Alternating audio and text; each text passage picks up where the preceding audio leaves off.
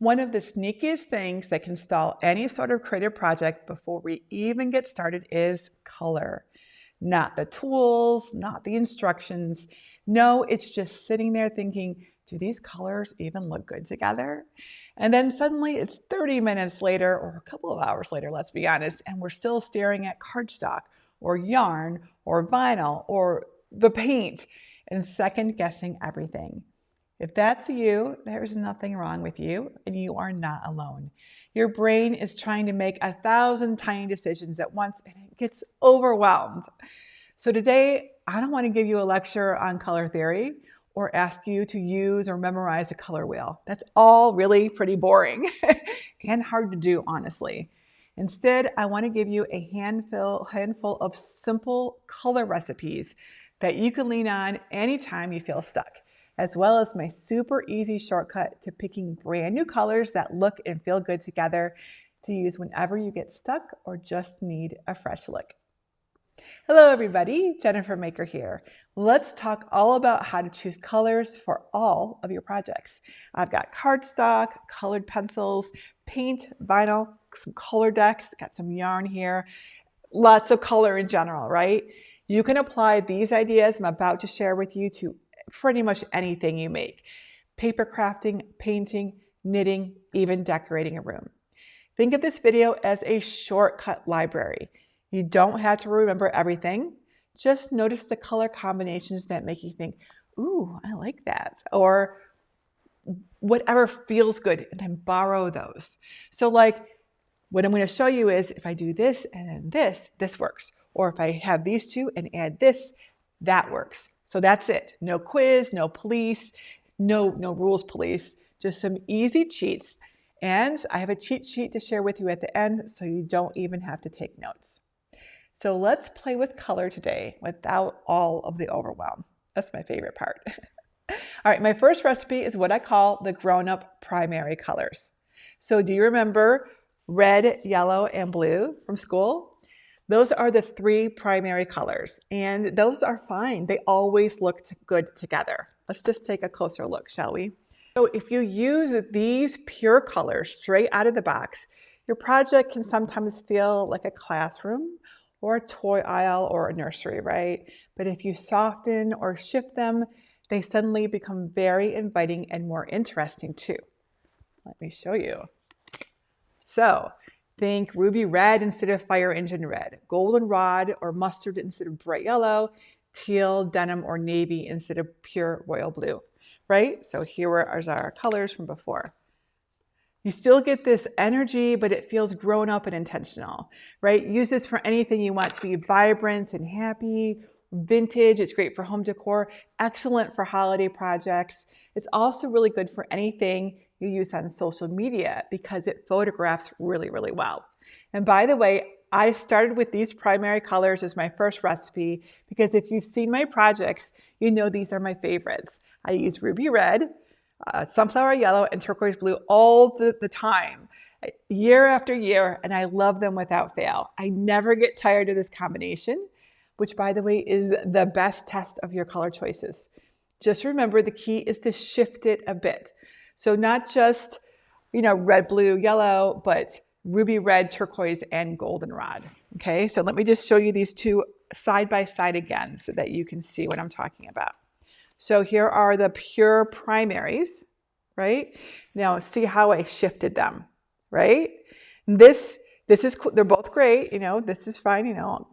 For those of you who know the color wheel, we know that these are all across from one another on the color wheel. A tertiary color combination. Again, that's the boring stuff. We don't need to talk about that.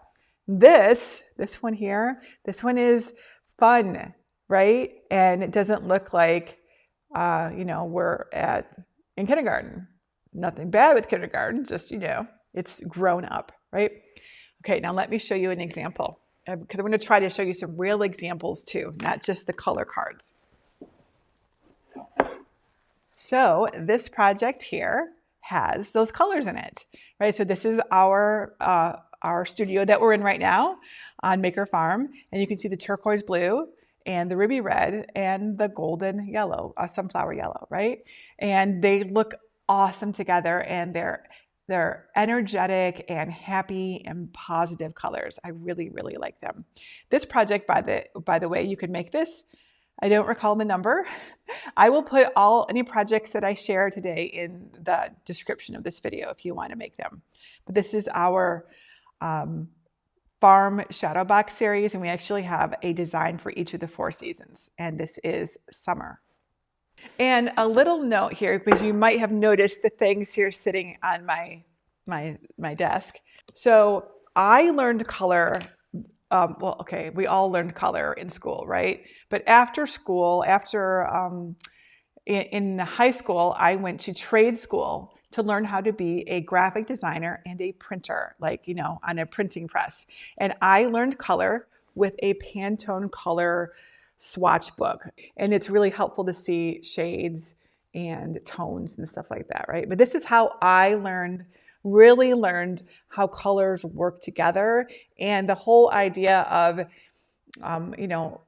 shades and tones and stuff like that. This is a color wheel. If you've never ever heard of one, you can totally pick one up, and there are certainly ways to use this. This is basically color theory.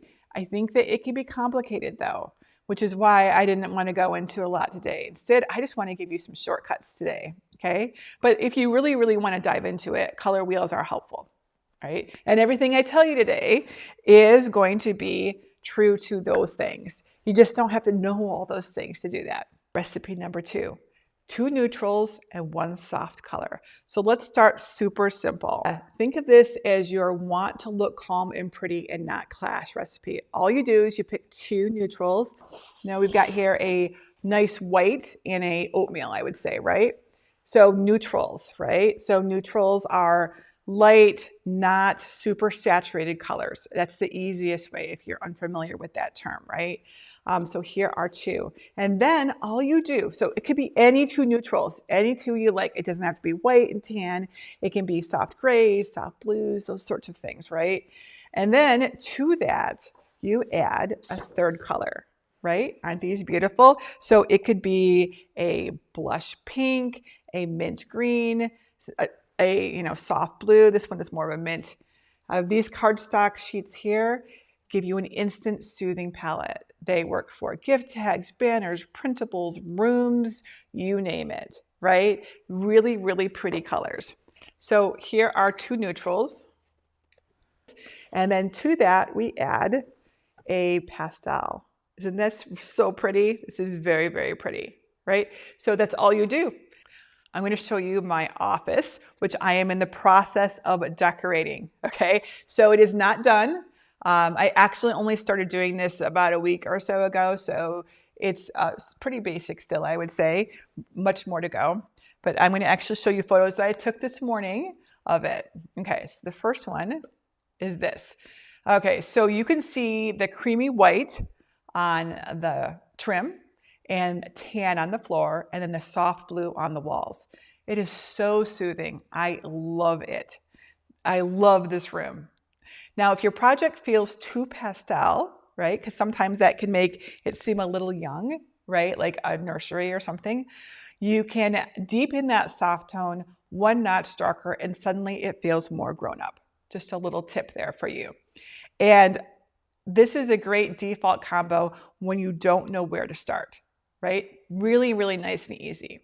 Okay, recipe number 3, 2 neutrals and a bold color. Now let's turn the volume up a little bit more, all right? I'm going to show you my office again. It's the same idea, starting with those 2 neutrals, but this time, instead of a soft color, we're going to add a bold color, right? A richer red, a deeper teal, strong berry, that sort of thing, right? So here is my office again. And this is what it currently looks like. So you can see that I've added my favorite red chair that I found on the curb. And there's a gnome and a little hutch there, some other red accents. I've still got calm, grounding neutrals, but now there's a confident pop that makes it all feel a little more grown up boutique and a little less nursery, right? So if you're ever afraid of going too bright, this recipe helps keep your bold color under control, in my opinion. So that is my office, which is actually right behind the door right over here.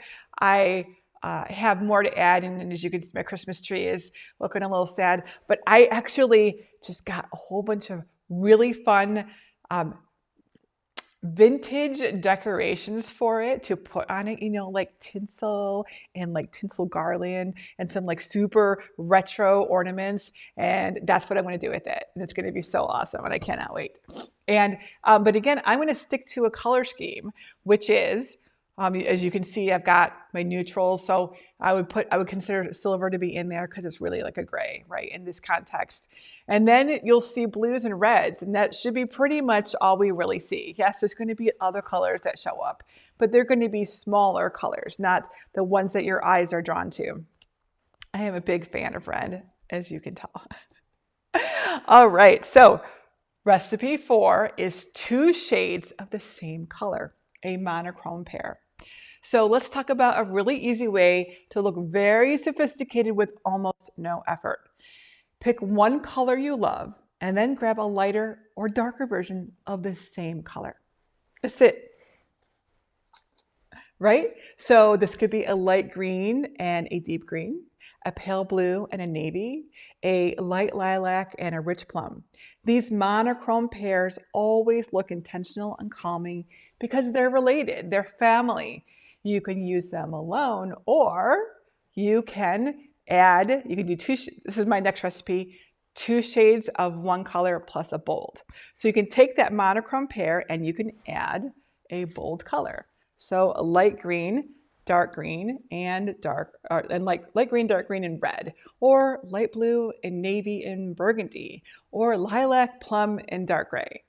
So what this does is it gives, by doing it this way, it gives your eyes a place to rest. And then we've got this nice big bold color, right? And this is awesome for really any projects.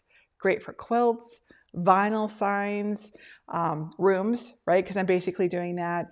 And if you ever think that you have, you've picked some colors, but you're like, I don't think it's enough color, try adding the bold color, okay? It really makes a big difference. I'm a big fan of bold. Of course, if you're not, you don't, right? So just keep that in mind, right? If you like all the soft, neutral colors, go for that, right? Okay. So, and let me just give you a close-up of this so you can see, right? So we've got our 2 colors, our light green and our dark green, which are awesome together, right? We can just stay right here and do just that. Or we add a nice bold color. And that one kind of like goes on like that. Isn't that, see? Super, super cool, right? And really, really, really easy, because today is all about easy. Okay. So my next recipe is to let the pattern do the work. Okay. This is one of my favorite for crafters and sewists. Okay. So instead of starting from scratch, start from pre-made sets of colors like patterns, right? Let me show you some of these because they're just so, it's like you don't have to figure this out, right? All right, so this is a Christmas sheet, and this pack of paper here, this is how the pack comes. Notice how everything goes together. You don't have to guess. Now, you also don't have to use this pack of paper or paper at all, right? What you can do is simply look at what others are using, and if it makes you feel good and it looks good to you, you're like, okay, well, I love this look. I love this lime green color and this dark forest green color and this red. I love it. It makes me feel good. And then you just make your blanket out of that, or you decorate your tree like that, or whatever it is that you need to do, right? You can just do that. You just look at what feels good, right? All right, so, but you know, many of you I know are using paper. So let me just give you another tip here. Let me move my color cards out of the way here. So there's many packs of paper that you can get that will just help you out. Here is an example. So I think I got this at Michael's or something like that. And these are, even if you're not a paper crafter, it's great for inspiration. So I want you to note on the back, usually they'll give you like a little swatch. These colors all look awesome together, right? They really do. They're using many of the things that I mentioned. Most of these are 2 colors, but you'll notice there's also 3 colors coming in there with the neutrals, right? So if you like them, you can get the pack or you can just take a photo of it. I don't care, right? And this like eliminates a lot of color decisions, right? When you have something like this, and you can just use this for inspiration for colors. Like I love gingham, right? I love this gingham. I actually, in my, in my picture, let's see if I can pull that up again. Like, okay, it's not gingham, but you can see the plaids there, right? You can see, I love that. I really do. Okay, so lots of pattern books like this that are really good for helping you choose colors the easy way. Now, something else, if you're not really into patterns, because not everybody is, right?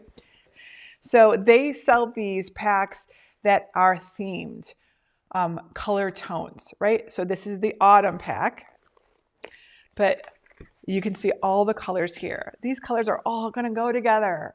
They're all going to look amazing together. They are. There is a Christmas one, right? And here are the colors for it, right? They're all going to look great together.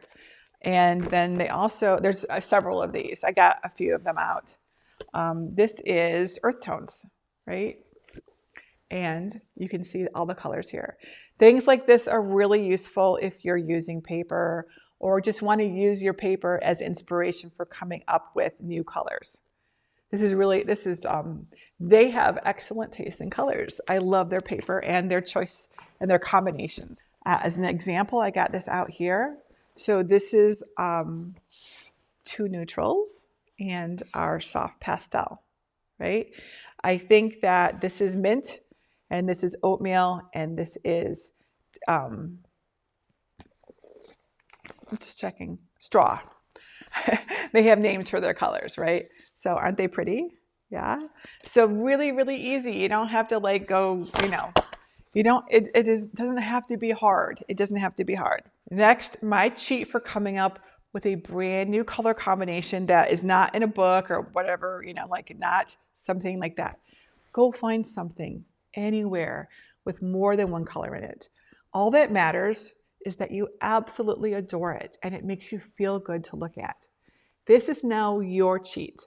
For example, this is my favorite scarf. Greg got it for me for my birthday. Look at these beautiful colors. So you can look for anything with colors in it. It could be fabric scrap, a photo, anything you love. This becomes your hero. Now pick 1 color from your hero to use as a solid and pick another color from the hero as a second solid, or choose a neutral like white, cream, craft, board, colorish, gray.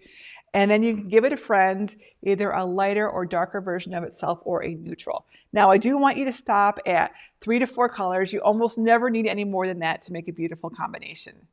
And that's it. The pattern has done the work for you and you have something gorgeous, right? So if you ever feel lost, get something you already love and build your palette around it. Isn't it beautiful though? Right? So they're obviously using more colors, but I want you to note that, and that might be confusing. I'm like, okay, Jennifer, you said don't use more than 4, but I want you to note that they're not all in the same amounts of colors, right? So we have colors here that are, there's more of them, right? So this sort of rust color and this sort of bluish green color and this gold color, right? So those are the primaries. The others are neutrals, right? So you can just go with your primaries and red, blue, yellow. So notice that, right? So you could just use those, or you could just say, I just like the rust and I like this sort of soft gray, and just go with that, right? So this is really, really easy on picking colors, in my opinion, right?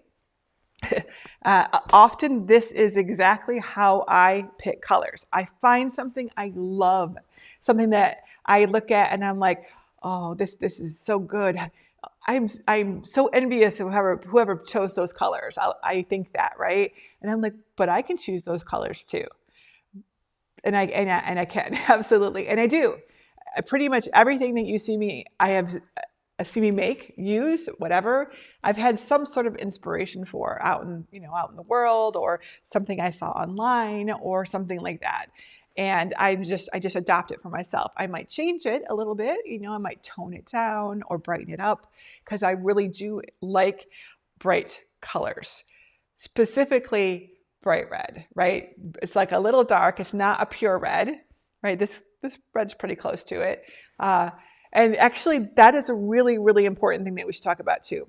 What do you do if you have fallen in love with a set of colors, but you can't get those colors, right? So when it comes to paint, we can mix pretty much any color, right? So that's no problem. But other things, pencils, vinyl, paper, yarn, right? We're dependent upon the suppliers out there for the colors. So here's what I do. I actually have a couple different techniques for this, but one is I'll get creative. Let's say it's vinyl. Okay, I've done this one so many times. I tend to use Cricut vinyl. It's really easy for me to get and good quality, but they don't have every color I want, and I'm very picky about color. So when I can't find the color that I want from Cricut, I go to Caesar, or I go to any other brand that I think is good enough for me, and I use their green or their tan or whatever. Sometimes I will even just, if I've got a permanent vinyl, but I don't really have to have permanent. I could use removable. I'll use removable to get the color I want. So I'll do that. So I get creative. With paper, I have a bunch of different paper packs. So I pretty much can find any color I need in a paper pack. Pencils can be blended, right? Yarn, there's a lot of yarn suppliers out there. You can get variegated yarn if you are having a problem getting in there, right? So there's a lot of things that you can do. So another tip for my paper crafters, or anyone who needs to do something with paper and you either can't find the color you want, or it's not available, it's there, or you can't afford it, but you have a printer. What you can do is you can print the exact color you want on a piece of cardstock or whatever you need, right? Sticker paper or copy paper, whatever it is that you're making, you can print that color or that pattern that you need, and instant color that is exactly what you want. So if you would like a cheat sheet that has all of these shortcuts on it, just go to jennifermaker.com/color combinations to get it. I will also put this link in the description of this video so you don't have to write that down. And please let me know in the comments if you have any of your own tips for choosing colors, because we can all learn from one another. Or if you've ever used any of these without even realizing it, let me know that too. And that's it for today. Until next time, this is Jennifer Maker reminding you to craft a life you love.